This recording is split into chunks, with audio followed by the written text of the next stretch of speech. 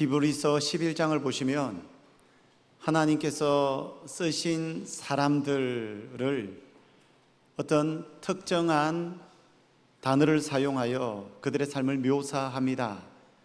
자막을 한번 보여드리도록 하겠습니다. 믿음으로 아벨은 하나님께 더 나은 제사를 드렸습니다. 믿음으로 에녹은 죽음을 보지 않고 하늘로 들림을 받았죠. 믿음으로 노아는 방주를 만들었습니다. 믿음으로 아브라함은 부르심을 받고 미지의 땅으로 순종했죠.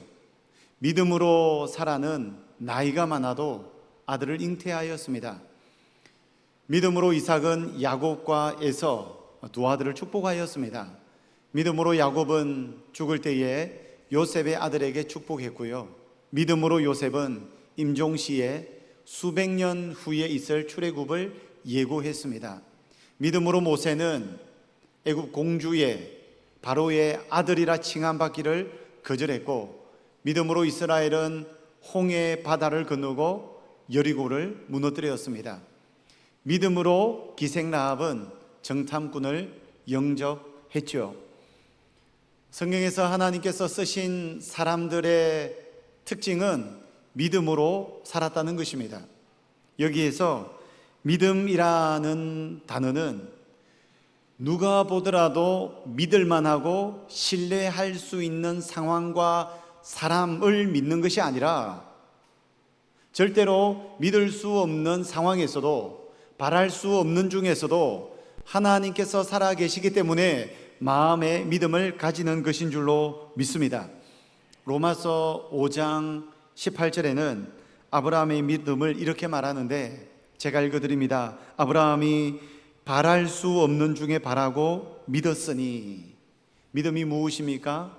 바랄 수 없는 중에, 절대 불가능한 상황 속에서 나의 힘으로 결코 풀 수 없는 인생의 숙제 앞에 섰을 때에 하나님께서 살아계시기 때문에 하나님의 능력으로, 하나님의 은혜로, 하나님의 지혜로 그 문제를 해결해 주실 줄로 믿습니다. 이것이 믿음입니다.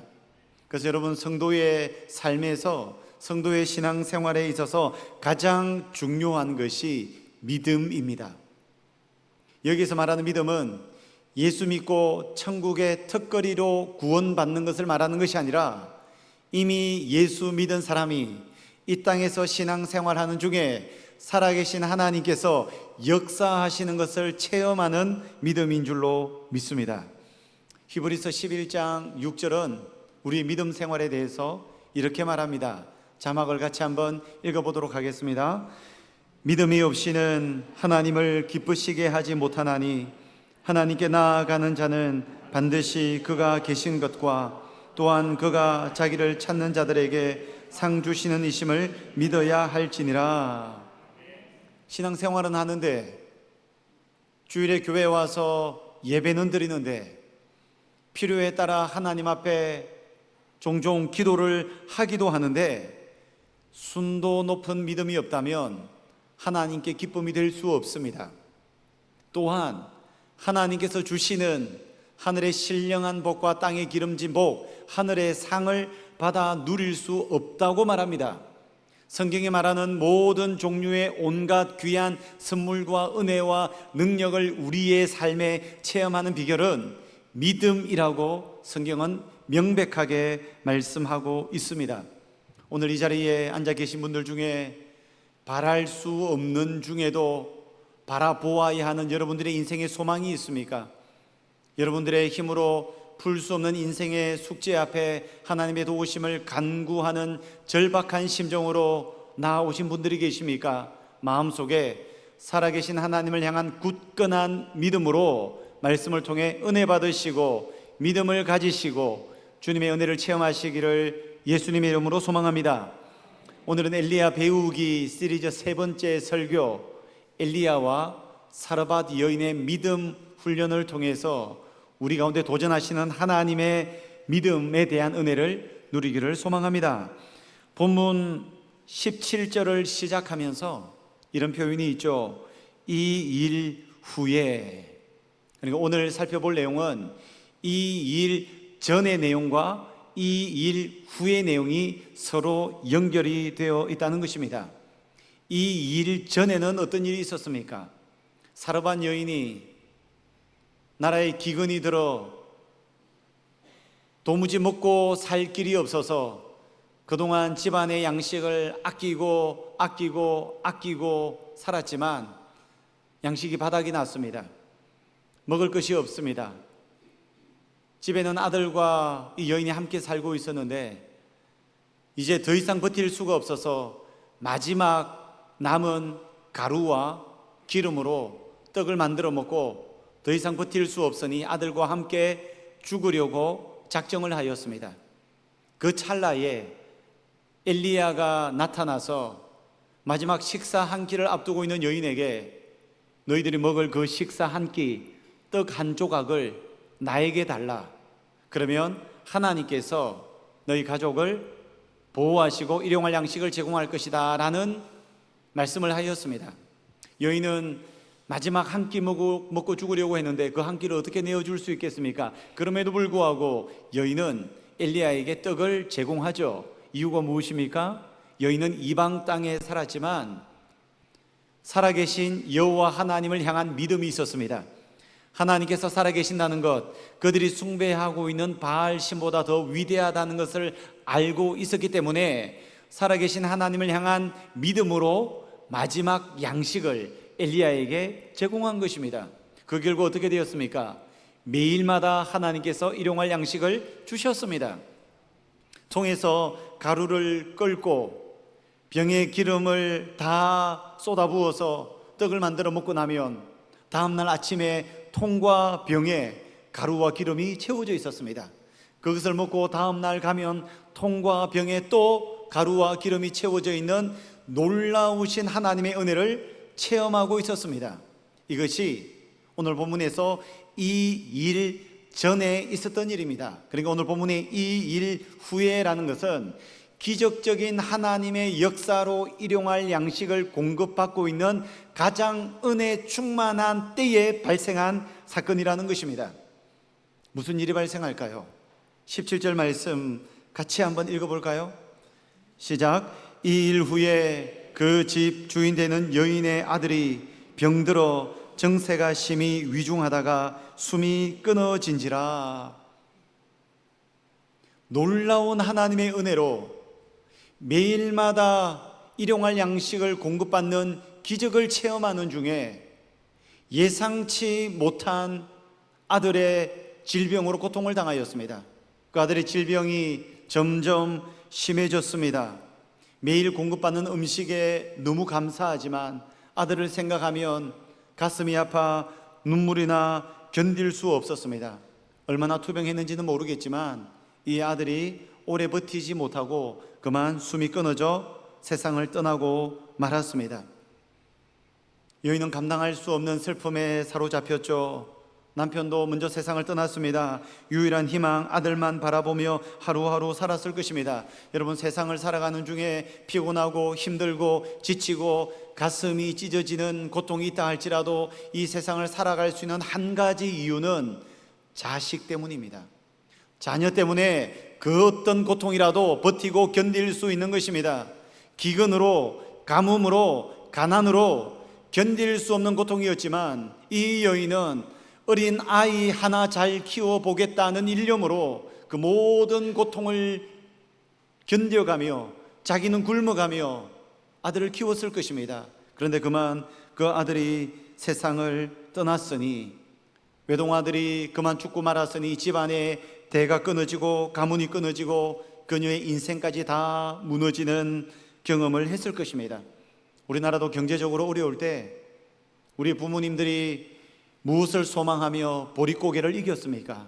그리고 지금도 이 땅을 살아가는 중에 힘들고 어렵고 억울하고 고통스럽지만 우리가 참고 견디는 이유가 무엇입니까? 가장 큰 이유 중에 한 가지가 자식 때문이지 않겠습니까? 자식 한번 잘 키워보겠다고. 그런데 그 자녀가 내 뜻과 내 생각과 내 마음대로 안 될 때, 특별히 자녀가 병에 들었을 때, 자녀가 부모의 뜻을 거역할 때, 옳지 못한 길로 갈 때 그 상실감은 말로 다할 수 없을 것입니다. 여러분, 오늘 본문 이 일 후회를 통해서 우리가 확인할 수 있는 것은 하나님은 하나님의 놀라운 은혜를 매일마다 기적을 체험하고 있는 중에도 우리 인생에 끔찍한 고난이 찾아올 수 있다는 것입니다. 이곳은 천국이 아니기 때문에, 이곳은 예수님의 재림 이후에 펼쳐질 새하늘과 새 땅이 아니기 때문에, 여전히 사탄 마귀가 활개치고 있기 때문에 우리 인생에는 고난과 고통이 찾아올 수 있습니다. 사르밧 여인은 기근으로 온 동네 사람들이 죽어나가고 곡소리가 나고 짐승이 죽어 짐승의 사체가 길거리에 돌아다니는 와중에서도 하나님의 특별하게 공급하시는 은혜를 체험하고 누렸잖아요. 그 은혜가 너무나도 감사하여 기적과 같은 삶으로 매일매일 감사가 넘쳤을 것입니다. 그럼에도 불구하고 사랑하는 아들의 죽음을 끔찍한 고통으로 경험하게 된 것입니다. 저희 가정이 본격적으로 예수님을 믿은 지 5년쯤 됐을 때의 일입니다. 온갖 세상 잡신들을 숭배하다가 하나님께로 돌아와 하나님을 믿으니 얼마나 행복했겠습니까? 늘 두려움에 불안에 떨며 살다가 신앙생활하며 누리는 평안과 기쁨에 얼마나 행복했겠습니까? 하나님 앞에 기도하는 중에 종종 크고 작은 복을 주실 때는 얼마나 감사하며 신앙생활이 즐거웠겠습니까? 빚더미에 시달리며 고통 가운데 살다가 빚도 조금씩 갚아나가며 처음으로 저희 가정에 희망, 소망이라는 단어가 불쑥 찾아온 것입니다. 그러던 중에 제가 중학교 2학년 때 어머니가 공장에서 일을 하시다가 갑작스럽게 공장 프레스 기계의 왼쪽 손가락 2개가 절단되셨습니다.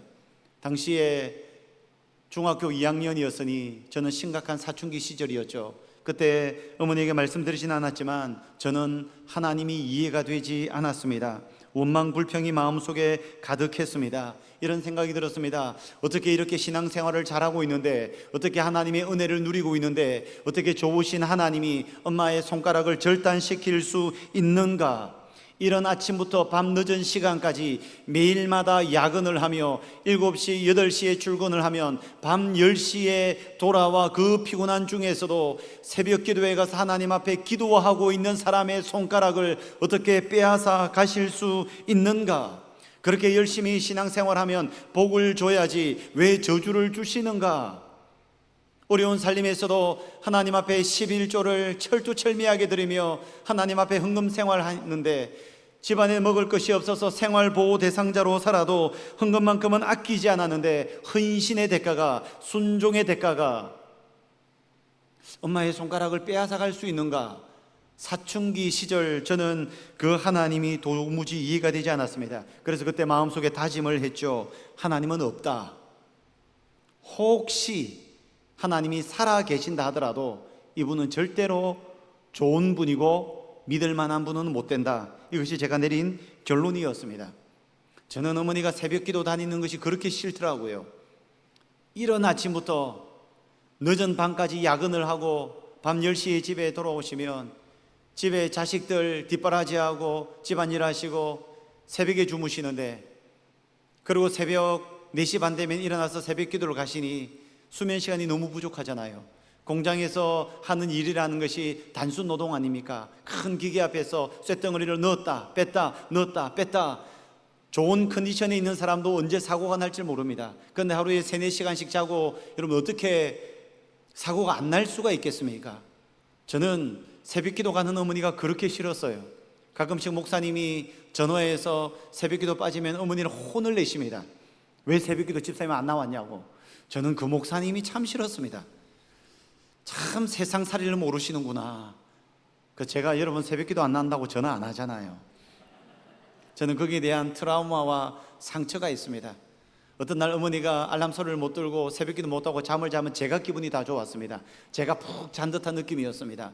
저는 어머니 손가락 절단은 철저하게 새벽기도 때문에 발생한 사건이라고 하나님 앞에 원망하고 불평하고 따졌습니다. 그러니 어머니에게 말씀드릴 수는 없지만 제 마음에 하나님은 없다. 혹시 살아 계신다 할지라도 이분은 절대로 좋은 분일 리가 없다. 이것이 제 생각이었습니다. 여러분, 우리가 신앙생활을 하는 중에 혹시 예상치 못한 어려움을 만나면 우리는 본능적으로 하나님을 원망하고 하나님을 불평하려는 경향이 우리들에게 있죠. 그리고 하나님께 따지고 싶죠. 하나님 왜요? 왜요? 왜요? 제가 무슨 잘못을 했습니까? 왜 저에게 이런 재앙을 하나님 내리시는 겁니까?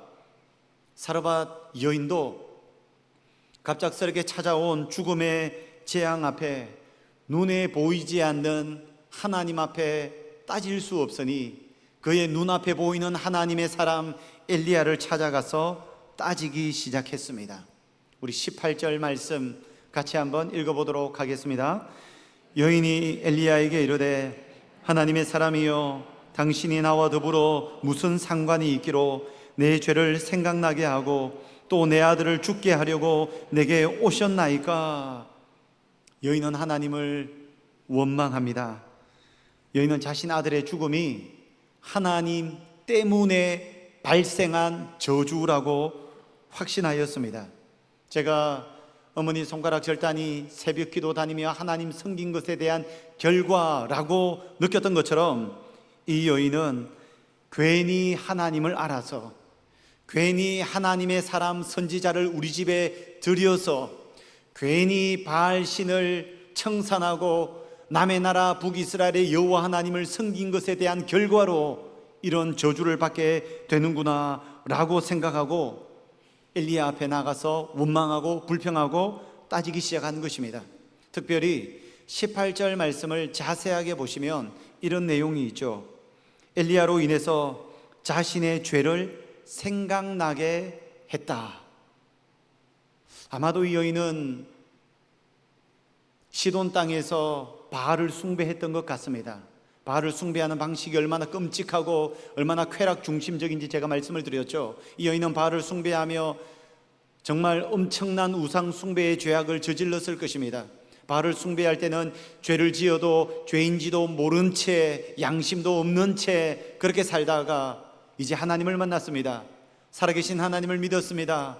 엘리야를 통해 율법을 배웠을 것입니다. 하나님이 어떤 분이신지 어떻게 살아야 되는지 배웠을 것입니다. 그러다 보니 하나님이 내 속에 들어오시니 자신의 죄가 보이는 거예요. 자신의 죄를 발견하는 거예요. 자신이 죄인이라는 것을 깨달은 것이에요. 그래서 자동으로 아들이 죽자 이 여인은 생각합니다. 이 모든 것이 나의 죄 때문이구나. 내가 하나님을 믿지 않았다면 죄를 몰랐을 테고, 하나님을 믿지 않았다면 이 죄 때문에 심판을 받지 않았을 텐데, 하나님이 우리 가정에 찾아오신 이유는 물론 잠시 은혜를 주셨으나 나에게 찾아온 이유는 죄를 깨닫게 하고 죄로 인하여 나를 심판하기 위해서 나를 찾아온 것이구나. 원망하고 불평하고 엘리야에게 따진 것입니다. 여러분, 우리도 집에 또는 자식에게 문제가 생기고 어려움이 발생하면 금방 마음속에 드는 생각이 이런 생각입니다. 나의 죄 때문에 하나님께서 나를 심판하시는가? 저도 갓 태어난 사랑하는 아들의 죽음을 경험한 적이 있다고 말씀드렸죠. 제 손으로 장례를 치루었습니다. 그런데 그 일 이후에 저를 가장 오랫동안 고통스럽게 한 질문 한 가지는 혹시 나의 죄 때문에 하나님께서 징계하신 것인가? 이게 여러분 부모의 마음이지 않겠습니까? 아마 이 자리에 계신 우리 어머니, 아버지들도 뭔가 원대로 뜻대로 풀리지 않을 때, 특별히 자녀의 문제를 가지고 있을 때 나의 죄 때문인가? 하나님께서 나를 심판하시나? 이런 생각에 우리는 사로잡힐 수 있습니다. 지금 사르밧 여인의 믿음에 심각한 위기가 찾아온 것입니다. 이 일 이전에 하나님의 은혜를 체험했음에도 불구하고 아직 믿음이 너무나도 얕아서 인생의 고난 앞에 믿음의 위기가 찾아온 거죠. 사르밧 여인은 죽은 아들을 자신의 품에 안고 있었습니다. 아마도 이 아들은 아주 어린 아이였던 것 같아요. 그러니 여인이 품에 안을 수 있었던 것 같습니다.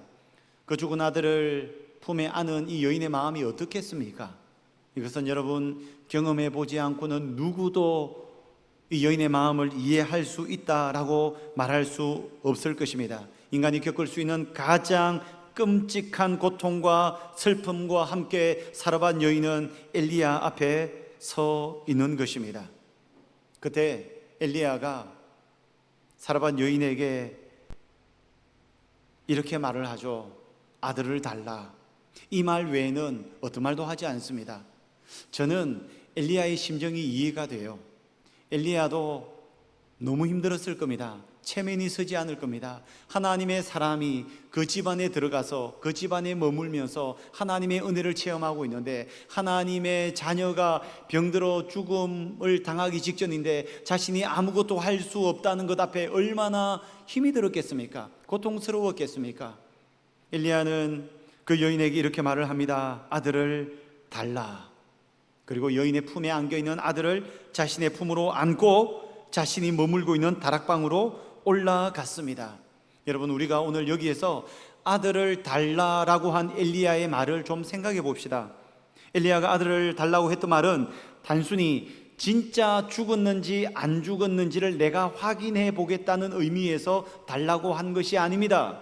그 아들의 장례를 내가 정성스럽게 치루어 줄 테니까 그 아들의 시신을 달라라는 의미의 아들을 달라는 말이 아닙니다. 엘리야가 아들을 달라고 했을 때 엘리야는 분명 하나님의 영에 의해 특별한 감동을 받고 이런 말을 했을 것입니다. 하나님의 영에 감동되어서 아들을 달라고 해서 그 아들에게 무엇인가를 할 작정으로 아들을 달라고 한 것입니다. 뿐만 아니라 엘리야에게 아들을 내어준 이 여인도 단순히 아들을 달라고 하는 선지자에게 아들을 내어준 것이 아니라 이 여인이 아들을 품에 안고 있다가 아들을 달라는 엘리야에게 아들을 준 것은 하나님께서 엘리야를 통하여 어떤 일을 행하실 것이라는 기대와 함께 믿음의 행동으로 아들을 내어준 것입니다. 왜냐하면 히브리서 11장 35절을 보면 이런 내용이 있습니다. 자막 한번 보시죠. 같이 읽습니다. 여자들은 자기의 죽은 자들을 부활로 받아들이기도 하며, 여러분, 구약 성경에 오늘 본문 이전에는 죽은 자를 살린 부활 사건이 없습니다. 단 한 번도 죽은 자가 살아난 기적이 없어요. 이거는 듣도 보도 못한 사건입니다. 다윗도 그의 아들이 죽었지만 병이 들었을 때 살려달라고 했으나 죽었을 때 아들을 살려달라고 기도하지 않았습니다. 이 본문은 오늘 죽은 자가 살아난 최초의 사건입니다. 그런데 히브리서 11장 35절에서 이 여자들은 사르밧 여인을 가리키는 겁니다. 자기의 죽은 자들을, 자기의 죽은 아들을 부활로 받아들이기도 하며, 그러니까 이 여인이 지금 아들을 달라는 엘리야의 품속에 아들을 내어준 것은 하나님께서 엘리야를 통하여 어떤 일을 행하실 것이라는 믿음의 행위였다는 것입니다.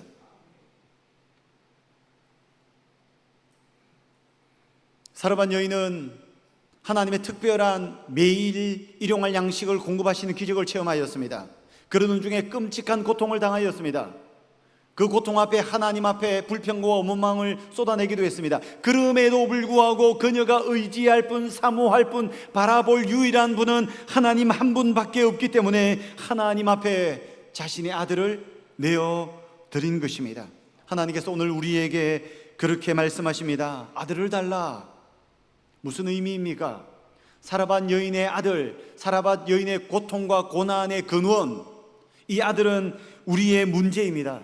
우리의 고민거리입니다. 우리 인생의 숙제입니다. 우리가 해결할 수 없는 인생의 고통입니다. 하나님께서 오늘 우리를 찾아오셔서 말씀하십니다. 그 아들을 나에게 달라. 우리가 사르밧 여인과 같이 우리 인생에 가지고 있는 고통을 주님 앞에 내어드릴 때에 하나님께서는 그 고통을 통하여 놀라운 일을 이루실 줄로 믿습니다. 믿음으로 주님 앞에 나아갈 때 주님께서 일하실 줄로 믿습니다.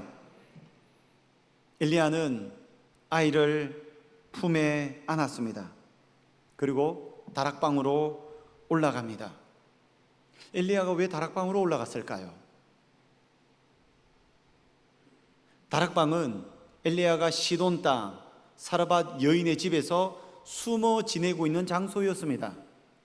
북이스라엘의 아합 왕이 군대를 온 나라에 퍼뜨려서 엘리야를 잡아 죽이려고 혈안이 되어 있었기 때문에 사르밧에 가서도 이 여인의 다락방에서 숨어 지내며 살았습니다. 그곳에서 엘리야는 하나님을 만났고 하나님을 보았고 하나님의 음성을 들었고 주님과 함께 비밀스러운 만남의 시간을 그곳에서 가졌던 것입니다. 여러분, 우리가 인생의 문제를 가져가야 할 곳은 엘리야의 다락방인 줄로 믿습니다. 성경에 보면 엘리야의 다락방과 비슷한 역할을 하는 장소가 몇 군데 나옵니다. 출애굽기 33장을 보시면 모세가 광야에서 인생의 문제와 고통과 어려움에 처할 때마다 모세가 들어갔던 곳이 어디입니까? 회막 안이었습니다. 모세가 회막에 들어갈 때마다 하나님이 구름 기둥 가운데 회막에 찾아오셔서 모세와 말씀하셨습니다. 그리고 모세에게 필요한 힘과 능력과 은혜를 제공해 주셨죠. 신약 성경으로 가면 예수님은 인생의 짐이 무거울 때, 고통스러울 때 예수님께서 찾으신 곳이 어디입니까? 한적한 곳입니다. 겟세마네 동산입니다. 그곳에 나아가 주님 앞에 기도하며 하나님과 교제하고 하나님과 만나는 시간을 가졌습니다.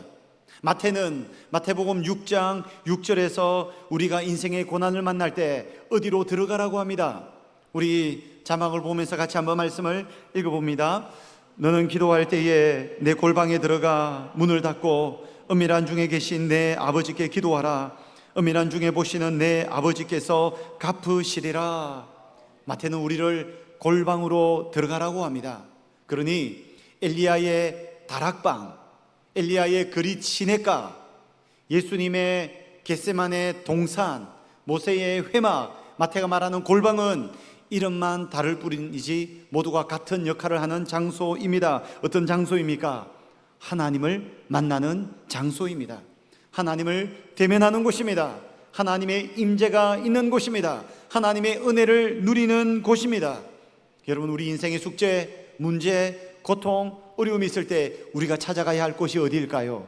엘리야의 다락방인 줄 믿습니다. 골방인 줄로 믿습니다. 여러분, 이 수산교회 예배당이 엘리야의 다락방이 되어서 이곳에서 하나님의 은혜를 체험할 수 있기를 예수님의 이름으로 축복합니다. 사르밧 여인은 믿음으로 자신의 죽은 아들을 엘리야 하나님에게 내어 맡겼습니다. 엘리야는 죽은 아들을 가슴에 품고 하나님을 만날 수 있는 다락방으로 올라가 하나님을 만난 것입니다. 여러분, 우리가 인생의 문제를 만날 때 믿음과 함께 어디로 가야 할지 아시겠죠? 그렇게 살아계신 하나님의 은혜를 누리시기를 진심으로 소망합니다. 그런데 사실 엘리야는 이 죽은 아기를 안고 품으면 안 됩니다. 왜냐하면 구약 성경을 보면 레위기에서 하나님의 백성들은 죽은 시신을 절대로 만져서는 안 됩니다. 심지어 죽은 시체 가까이 가도 안 됩니다. 실수로라도 시체 가까이 가거나 시체를 만지면 만진 사람이 부정해집니다. 더러워집니다. 죄악 가운데 거하게 되는 것입니다. 그래서 이 부정함을 씻어내기 위해서 따로 정결법, 제사를 하나님 앞에 드려야 됩니다. 그냥 이스라엘 백성도 그런데 하나님의 말씀을 대언하는 선지자가, 하나님의 율법을 잘 알고 있는 선지자가 아기가 죽었는데 구약 성경의 율법을 거스르고 율법을 위반한 채 그 죽은 시체를 자기의 품에 품었다는 것 좀 이상하지 않습니까? 시체를 한 번 아는 것으로 끝난 것이 아닙니다. 데리고 다락방으로 가서 자기의 침대 위에 아기를 눕힙니다. 그리고 엘리야가 무슨 행동을 합니까? 죽은 시체 위에 자기의 몸을 엎드립니다. 아기 시체 위에 자기의 몸을 포겠다는 것입니다. 이걸 몇 번 합니까? 무려 3번이나 이 행동을 반복합니다. 시체 가까이 가도 안 되고 시체를 만졌어도 안 되는데 그 시체를 품에 안았습니다. 품에 안은 정도가 아니라 자기가 잠을 자는 침대에 아이를 눕히고 그 아이 위에 자신의 몸을 포개고 하나님 앞에 기도했습니다. 여러분, 엘리야가 왜 이런 행동을 했을까요? 심지어 앞서 말씀드렸던 것처럼 지금 오늘 본문 이전에 죽은 사람이 살아난 기적 자체가 한 번도 없었는데 엘리야는 도대체 무슨 마음으로, 무슨 배짱으로 이런 행동을 지금 하고 있는 것일까요? 제가 답을 찾고 싶어서 정말 많은 책들, 학자들의 의견을 연구해 보았으나 어떤 신학자도 정확한 대답을 내놓지를 못합니다. 다만 가장 설득력 있는 해설이 없는 것은 아닙니다. 엘리야는 아이를 죽음으로 내몬 죄악과 부정함에 들어온 것을 자신이 뒤집어쓰고 자신이 가진 의로움을 아이에게 생명으로 내어달라고 하나님 앞에 기도하며 그런 행동을 했다는 것입니다. 여러분, 구약시대를 보면 사람이 죄를 지으면 그 죄의 문제를 해결하기 위해서 정결한 짐승을 끌고 옵니다. 그리고 제사장 앞에서 정결한 짐승 무리 위에 손을 얹고 자신의 죄를 고백합니다. 그러면 사람의 흉악한 죄가 정결한 짐승에게 전가가 되어서 짐승이 죄 있는 존재가 되어 끔찍한 죽음을 당하여 불로 태워서 제사를 드립니다. 이 짐승이 사람의 죄를 대신해서 죽음을 당한 것입니다. 이것이 구약에서 죄를 전가하고 의를 전가하는 구약의 상징적인 예식이었습니다. 엘리야는 지금 그 예식을 떠올리며 그 아이 위에 자신의 몸을 포개며 그 아이를 죽음으로 내몬 부정함을 자신에게 주시고 자신이 하나님을 믿는 믿음과 자신의 의로움을 아들에게 주셔서 하나님 저를 죽일지언정 이 아들을 살려주십시오 라는 심정으로 기도하고 있다는 것입니다. 여러분, 엘리야는 신약 성경의 예수 그리스도를 예표하는 인물입니다. 예수님이 우리의 죄, 죽음에 이르고 사망에 이르고 영벌을 받을 수밖에 없는 우리의 죄의 문제를 해결하시기 위해서 자신이 대신 십자가를 지시고 죽음을 당하셨지 않습니까? 그리고 예수님이 이루신 의로움을 우리에게 선물해 주셔서 우리는 영생을 누리게 되었습니다. 엘리야가 예수님을 예표한다는 것이 무엇입니까? 지금 이 아이 위에 몸을 3번이나 엎드리며 하나님 이 아이를 살리시고 나의 목숨을 거두어 달라는 엘리야의 믿음의 기도라는 것을 우리는 확인할 수 있다는 것입니다. 지금 오늘 본문에서 우리는 사르밧 여인의 아들을 내어주는 믿음과 단 한 번도 죽은 자를 살린 기적이 없는 구약시대에 엘리야가 자신이 제물이 될지언정 이 아들을 살려달라는 부활의 믿음의 신앙을 가진 모습을 본문을 통해서 확인할 수 있습니다. 여러분, 어떻게 되었을까요? 22절 자막은 없습니다만 우리 말씀을 같이 한번 읽어볼까요? 여호와께서 엘리야의 소리를 들으심으로 그 아이의 혼이 몸으로 돌아오고 살아난지라. 아멘. 하나님께서 그 아이를 살려주셨습니다. 이것이 성경에 기록된 첫 번째 부활 사건입니다. 성경에 여러분, 죽은 사람이 살아나는 부활 사건이 많지가 않아요. 오늘 본문에 사르밧 여인의 아들이 살아났고 바로 이어서 엘리사가 수넴 여인의 죽은 아들을 살렸고 이제 신약 성경으로 가면 예수님이 나인성 여인의 죽은 아들을 살렸고 회당장 야이로의 딸을 살렸고 죽은 나사로를 살리셨습니다. 그리고 예수님도 십자가에서 죽으시고 살아나셨습니다. 베드로는 요바의 도르가라는 여인을 살렸고 바울은 청년 유두구를 살렸습니다. 굉장히 많은 것 같으나 사실 성경에서 죽은 자가 살아난 사건은 손꼽히는 사건입니다. 아주 드문 일이죠. 그럼에도 불구하고 오늘 본문에서 우리는 사르밧 여인과 엘리야의 믿음에 대해서 도전을 받아야 하지만 동시에 오늘 본문의 사건은 신약의 예수님의 십자가 죽음과 부활을 예표한다는 사실을 기억해야 합니다. 엘리야가 올라간 다락방은 예수님이 십자가 지신 골고다 언덕의 축소판입니다. 예수님께서 골고다 언덕에서 십자가 지시고 사망에 이르는 우리의 모든 죄를 다 끌어안고 대신 죽으시고 우리를 살리신 것처럼 엘리야는 예수님을 예표하는 인물로서 자신이 부정해지고 자신이 더러워지고 자신이 사망에 이르고 이 아이를 살려달라는 심정으로 예수님을 예표하는 인물의 역할을 했던 것입니다. 그리고 아이가 살아났죠. 이 아이가 살아난 것은 그저 믿음을 가지면 죽은 아이를 살릴 수 있다는 것이 아니라 이 아이가 살아난 것은 신약 성경에 있는 예수님의 부활을 미리 보여주는, 부활을 예표하는 사건이라는 것입니다. 여러분, 예수님께서 죽은 나사로를 살리시고 난 이후에 무엇이라고 말씀하셨습니까? 예수님께서 나사로를 살린 이유가 무엇입니까? 불쌍해서요? 아닙니다. 나사로의 누이들이 너무 슬퍼해서 나사로를 살린 것입니까? 아닙니다. 여러분, 나사로는 이미 죽은 지 4일이나 되었습니다. 나사로가 죽어서 어디 갔다고요? 천국 갔습니다. 이 땅에 질병으로 고통당하다가 처참한 삶을 살아가고 있었는데 죽음의 관문을 통과하고 난 이후에 나사로는 드디어 하나님 나라에 갔습니다. 슬픔도 눈물도 질병도 없는 천국에 갔습니다. 그런데 올라간 지 4일 만에 예수님이 나사로야 나오너라 오고 싶겠습니까? 여러분, 천국에서 이 땅으로 제가 장담하건대 나사로는 또 죽었습니다. 교통사고를 당했는지, 칼에 맞아 죽었는지, 병들어 죽었는지. 예수님이 나사로를 살리신 이유가 무엇입니까? 예수님께서 말씀하셨죠. 요한복음 11장에서 나사로 사건에서 나는 부활이요 생명이니 나를 믿는 자는 죽어도 살겠고 살아서 믿는 자는 죽지 아니하리니 내가 이것을 믿느냐. 곧 나사로를 살린 사건은 불쌍해서가 아니라 예수님의 부활을 나타내기 위한 예표였다는 것입니다. 오늘 본문에 사라반 여인의 아들을 살린 것도 예수님의 부활을 보여주는 사건입니다. 그래서 오늘 본문을 통하여 우리는 예수님의 십자가와 부활을 만날 수 있어야 된다는 사실입니다. 성경에 보면 부활 사건이 몇 가지가 있죠. 근데 예수님이 부활하시기 이전에 죽은 자의 부활은 예수님의 부활을 예표하는 것이고, 예수님의 부활 이후의 부활 사건은 예수님 재림하실 때 모든 죽은 자들의 부활을 예표하는 것입니다. 예수님 재림하실 때 이 땅을 떠난 모든 육체는 다 부활을 하게 될 것입니다. 그런 의미에서 오늘 본문의 기적은 매우 특별한 기적입니다. 하나님께서 예수 그리스도를 통하여 인류를 구원하시기 위한 구원의 역사와 구원의 드라마를 이끌어 가시는 중에 예수님을 나타내기 위한 특별한 목적과 의도를 가지고 사라반 여인의 아들을 살린 거예요.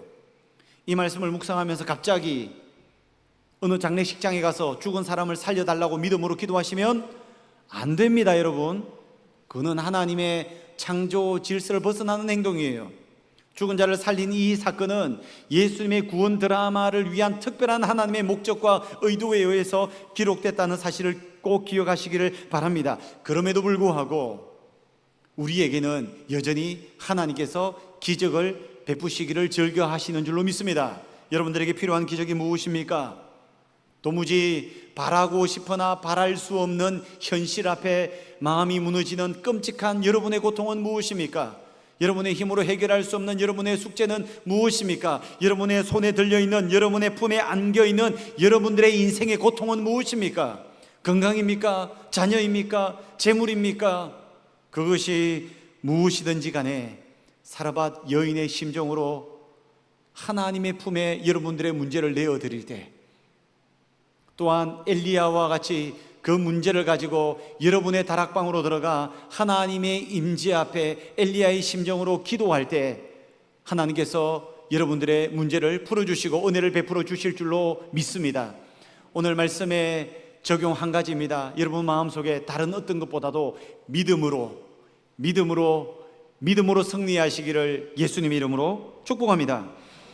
살아계신 하나님 아버지, 사라밧 여인의 믿음, 엘리야의 믿음을 통하여 놀라운 일을 행하신 사건을 살펴보았습니다. 우리 인생에도 고통과 숙제가 있습니다. 사라밧 여인과 같이 하나님 앞에 내어드리고 엘리야와 같이 하나님의 임재 가득한 다락방으로 가서 주님 앞에 믿음으로 간구하오니 주여 역사하여 주시옵소서. 예수님의 이름으로 기도하옵나이다. 아멘.